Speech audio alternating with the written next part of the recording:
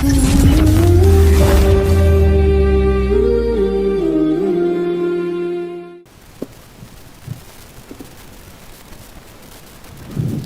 itu artinya banyak ya.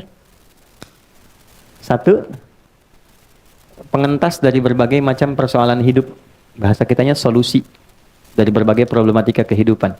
Jadi Allah itu kalau pengen menyelesaikan masalah hambanya, diberikan rahmat dulu. Dengan rahmat itu solusi datang. Itu ditemukan di Quran surah kedua ayat 157. Ya, masalahnya di 156, 155, sabarnya 156, rahmatnya 157. Oke, dari 155, walanabluwannakum bisyai'im minal khaufi wal ju'i wa naqsin minal amwali wal anfusi wat thamarat wa basyiris sabirin. Hei yakini, sepanjang kau hidup punya harapan tertentu, aku pasti akan uji engkau yang hidup demi mewujudkan harapanmu. Satu, gelisah. Ya, gelisah itu termasuk ujian. Khawatir, gelisah. Ini gelisah, kapan Ustadz selesai nih? Yang kapan waktu ini jemput dan macam-macam. Ada. Wal ju', lapar. Ya, nih Dimas ini ada makan siangnya nggak nanti nih, ada snacknya nggak banyak. Wa naqsi minal amwal, harta berkurang, kemarin proyek bagus sekarang berkurang. Wal anfus, kadang sakit, ada rekan yang meninggal dan sebagainya. Wat thamarat, hasil kerja keras kita, proyek kita, tender kita kok diambil orang. Ya, itu ada yang saya koreksi sedikit, diterjemah diartikan buah-buahan. Saya agak kurang setuju dengan terjemahan itu. Karena agak rasa kurang adil. Kalau tukang buah saja, tukang sayur gimana gitu ya yang lainnya. Nah, jadi maksudnya itu bahasa kiasan di balaghah. Buah-buahan itu kan orang nanam dulu dari benih, jadi pohon, keluar, kemudian sebagainya bunga. Jadi yang siap dipanen besok, mangga udah jadi, besok mau panen, malamnya diambil orang. Anda nyiapkan studi, disusun proposal bagus, majukan tender. Anda harusnya menang, diserobot orang. Itu maksudnya. Hasil kerja keras kita diambil orang. Wa basyiris sabirin. Gembiralah, berbahagialah orang sabar. Ini menarik ya. Ada orang dikasih masalah malah senang. Tuh, bisa nggak sampai ke level itu? Ya, punya masalah malah senang. Bisa nggak? Karena bahasa Qur'annya, berikan kabar gembira pada orang sabar. Jadi ada orang yang gembira ketika menerima masalah. Ya, kok bisa gitu? Sendal hilang malah gembira. Keluar sini sendal hilang, gembira. Ya kan? Tapi gembira itu bukan menghilangkan ikhtiar. Oh, gembira alhamdulillah. Pulang tanpa sendal, bukan begitu. Ya, itu salah namanya. Dia tetap berikhtiar tapi gembira menerima itu. Kenapa dia gembira? Karena tadi di awal dia tahu masalah itu jalan mengabulkan doanya. Jadi kalau Anda sedang punya masalah, catat tadi malam doa apa?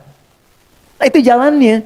Jadi begitu Allah kirimkan itu, dia senang. Ternyata Allah kabulkan lewat jalan itu. Maka dia terima dulu dengan sabar. Sabar itu menerima apa yang Allah berikan kepada kita dengan berusaha mencari jalan ikhtiar sesuai dengan pedoman yang telah Allah tetapkan. Lalu kuatkan diri, kuatkan dulu supaya ada motivasi. Cara menguatkannya ayat 156. Alladzina idza asabathum musibah qalu inna lillahi wa inna ilaihi. Nah, persoalannya ayat ini sering dibatasi bacaannya kalau ada orang meninggal. Padahal ini ayat umum terkait dengan ujian hidup. Ya Allah, engkau yang kasih, engkau pasti berikan solusinya juga. Ya Allah, terima kasih, aku berdoa, engkau kirim ujian, engkau pasti kirim jawabannya juga. Itu maksudnya. Nanti ditafsir di Al-Insyirah, inna ma'al usri, pasti ada solusinya, pasti bisa. Itu poinnya, katakan pada diri kita. Itu ada ayat yang meminta kita mengatakan untuk memotivasi diri. Jadi kalau sedang ada masalah berat, katakan, ini pasti selesai. Bisa. Itu kita punya ayatnya, Mas. Yang praktekkan Jepang loh. Jepang tuh dari kecil dilatih, kamu bisa, ini. Dulu kan 96 ya Mas Ari, 97, ada acara Benteng Takeshi itu. Ya, naklukan Benteng Takeshi, bikin meriam-meriaman, kan reporternya datang, kamu bisa, itu kan. Ya, kalau nggak salah itu ya. Masa-masa Dragon, di TPI kalau nggak salah jam 7. Ya, kan ada Dragon Ball tuh, yang tulisan Sasuke Watanabe ya. Kemarin kan pengisinya baru meninggal tuh. Saya hafal itu, tahu saya. Ya Piccolo kan yang Kamehameha terus ada atasnya. Tapi saya nggak banyak nonton, cuman ini aja tahu ini gambaran. Tapi saya melihat bahwa ini fitrah manusia. Kan kalau sudah di Kamehameha itu mati, terus di atasnya kan ada bulatan ya. Bulatan itu kan sukun. Sukun itu kan bulat, sukun itu kan tenang. Jadi kalau meninggal usahakan pulangnya tenang. Ya ayat Tuhan nafsul mut, hei jiwa-jiwa yang tenang. Fitrah itu nggak bisa dihindari, nggak bisa dihindari. Ya perubahan apapun melahirkan kebaikan. Sensei ya kalau pindah beralih itu kan pasti jadi udah nih kebanyakan. Dah sini aja nih, dah. Nah, kalau sudah terasa motivasi diri kita, baru ayat 7-nya. Ulaika alaihim salawatum min rabbihim. Orang-orang yang selalu memotivasi diri ketika diuji, itu dipuji oleh Allah. Nah, dia menerima itu dan meyakini sebagai pemberian Allah. Dipuji. Anda dipuji pimpinan, tokoh besar. Di Indonesia begitu senangnya. Kenapa nggak senang dipuji Allah? Ya? Setelah dapat pujian, warahmah. Ulaika alaihim salawatum min rabbihim warahmah. Ini dikasih rahmat, begitu rahmat diberikan, wa ulaika humul muhtadun, dibimbing oleh Allah untuk mendapatkan solusi. Jadi orang-orang yang sujudnya benar, ketika bangkit dari sujud, di antara anugerah terbesarnya adalah Allah selalu menghadirkan solusi dalam setiap masalah hidupnya. Gitu. Makanya seakan-akan gak punya masalah. Padahal hidupnya banyak persoalannya, tapi Allah sudah ringankan sebelum dia dapatkan, karena sujudnya banyak, tawakalnya banyak. Apa dikira jadi ustadz itu gak punya masalah? Tidak. Masalah antum kan diserahkan ke saya juga. Nanti habis ini pertanyaan tuh. Saya sebelum ke sini dapat kertas, baru datang kertas banyak tuh, masalah semua tuh. Soal rumah tangga orang, kreditan motor, riba ini, macam-macam, sampai masalah-masalah yang spesifik. Ya, nah itu hal-hal demikian, insya Allah Allah ringankan. Sepanjang apa? Terkoneksi sama Allah. Yang punya solusi Allah, yang punya rezeki Allah, yang punya ketenangan Allah. Kenapa nggak kita sambungkan diri kita dalam sujud? Nggak ada yang paling enak di dalam sujud. Punya persoalan, ambil wudhu, hadap kiblat, sholat, sujud, tumpahkan. Gak apa-apa, nangis gak apa-apa, tumpahkan. Keluar enak. Udah itu tenang. Allah tuh ngasih tenang dulu sebelum solusi. Itu pasti tenang dulu. Kalau sudah tenang, jiwanya nyaman. Jiwa yang tenang melahirkan kreativitas yang cemerlang. Catat tuh, bikin statusnya.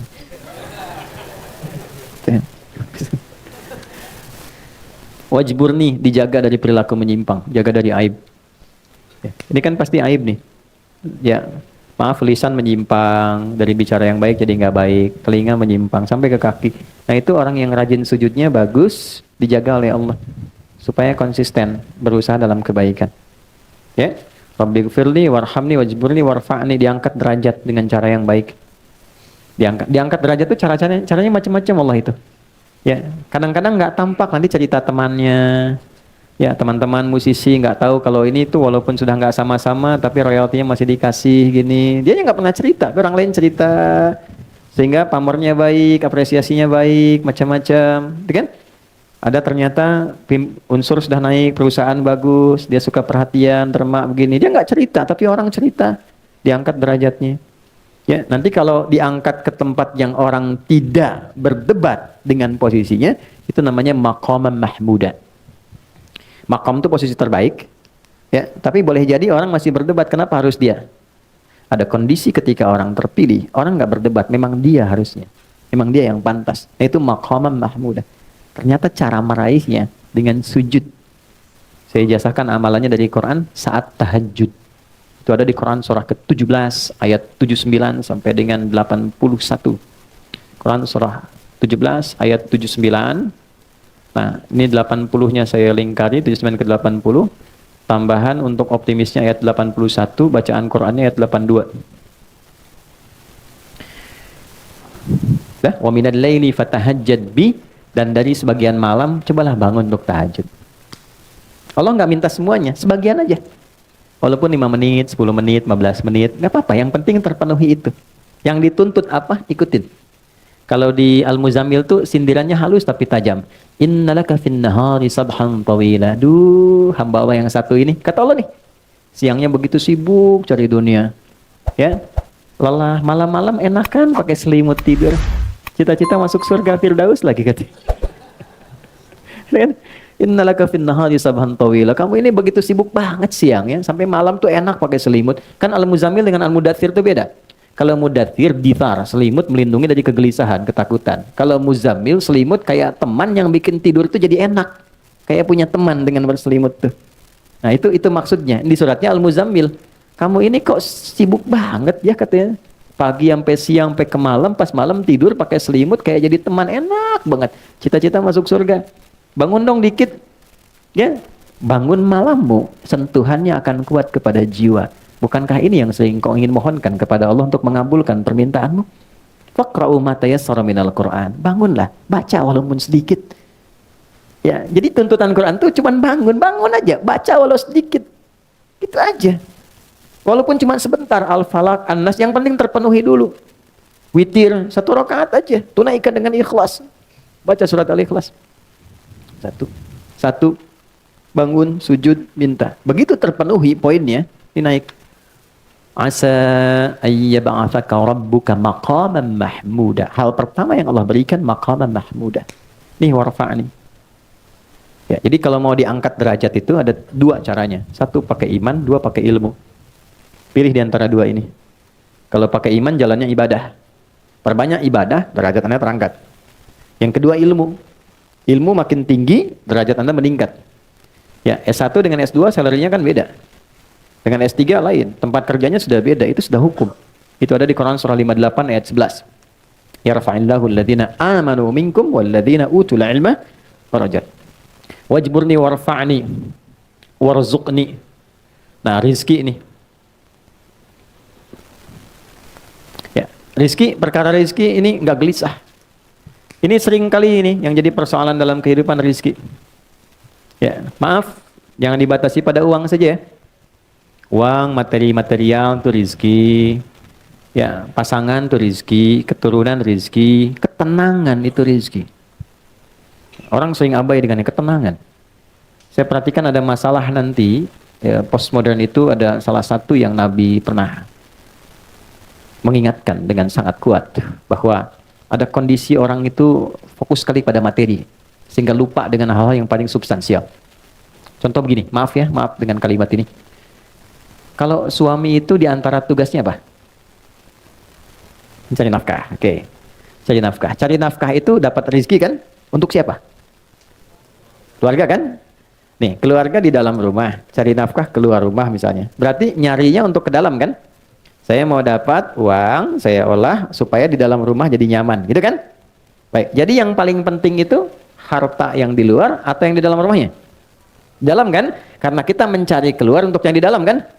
Kok bisa dalam prakteknya Anda prioritaskan yang di luar dibandingkan di dalam? Kok bisa? Kok bisa waktunya habis buat di luar dan tidak ada untuk ke dalam?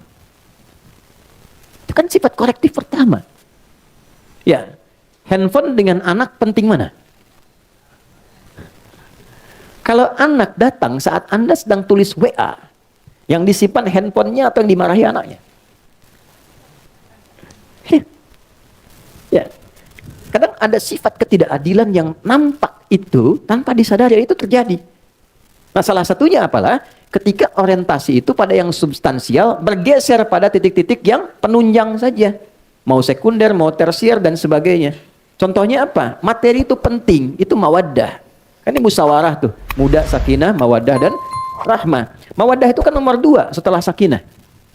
Apa itu mawaddah? Dari kata maddah, cinta yang dihadirkan dari pemberian fisik, material.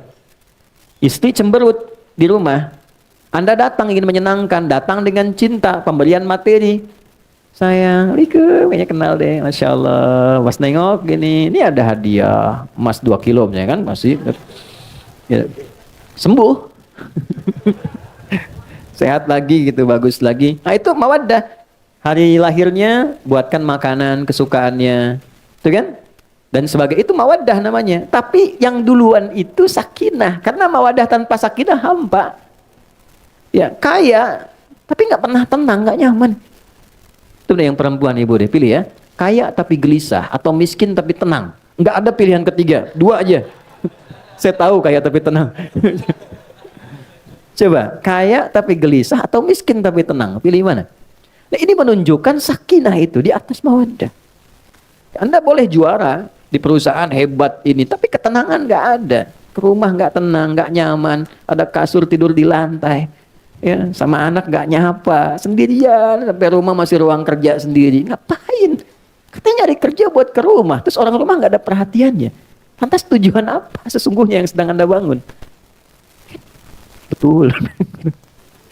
Ya. Nah, ini poinnya, ini dasarnya. Jadi warfa'ni, nah, warzuqni, naik ke atas, ya Allah anugerahkanku rizki. Rizki yang bagaimana? Rizki yang dihasilkan dari sujud. Itu sangat berbeda dengan rizki yang dihasilkan bukan dari proses sujud. Karena kalau sudah dari sujud pasti mencarinya ikut aturan Allah. Sujud kan pada Allah.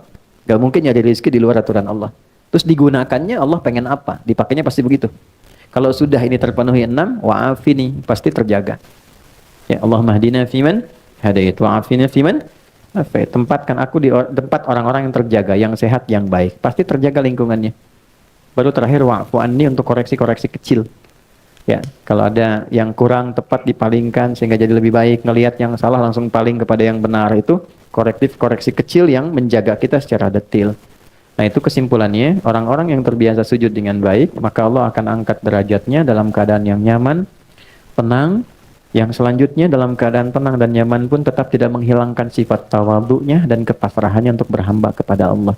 Yang dengan itulah dia mendapatkan anugerah-anugerah melimpah selama hidupnya sampai dia wafat menjadi hamba yang sempurna. Nah, sujud gambaran dari sifat ibadah. Orang yang ibadah disebut dengan abdun. Jamaknya disebut dengan ibadun. Karena itu dalam sholat kita katakan iyyaka na'budu. Kalau kita berlatih mendapat rahmat Allah dari ujung kepala sampai ujung kaki karena ibadah, maka berubahlah nanti orang ini menjadi ibad plus sifat Allah pemilik rahmat namanya Rahman. Ibadur Rahman. Berbahagialah kalau sudah jadi ibadur Rahman, maka semuanya terjaga oleh Allah.